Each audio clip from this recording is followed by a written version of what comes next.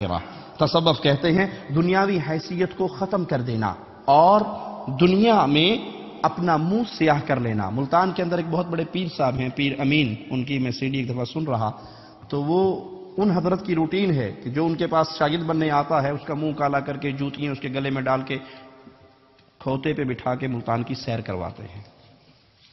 کیوں؟ وہ کہتے ہیں اید نال من ماریا جاندہ جی، من اندر دا نفس ماریا جاندہ۔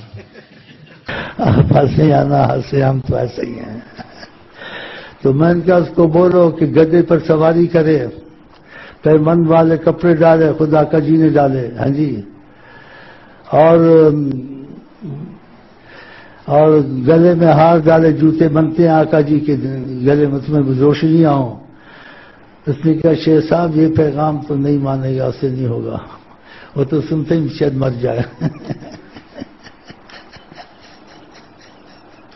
میں نے کہا بس کو بولو ہمارا تمہارا جوڑ بھی مشکل ہی ہے۔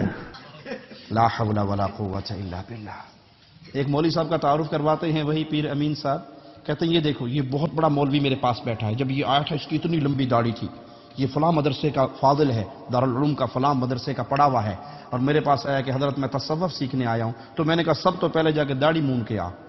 تو یہ گیا اور کلین شیو ہو کر آیا، جس کا اندر کا نفس تھا وہ مر گیا، اب یہ میرا مرید بنا ہے۔ میں نے کہا اب دین سیکھنے کے بعد، تصوف سیکھنے کے بعد اب داڑھی رکھ۔ تو یہاں تعلیم ملتی ہے کہ منہ کالا کرو، جو پیر صاحب کہے نفس مارنا ہے، نفس مارنے کا یہ طریقہ محمد کریم صلی اللہ علیہ وسلم نے نہیں سکھایا۔ اور نبی کی سنت کو شیو کر کے نفس مارا جائے گا یا نفس کے آگے دو نفس اور لگ جائیں گے، وہ تو اور چوڑا ہوگا کہ شیطان کے پیچھے چلے ہیں۔ تو یہ وہ راستہ ہے، یہ جو تھی تصوف کی وہ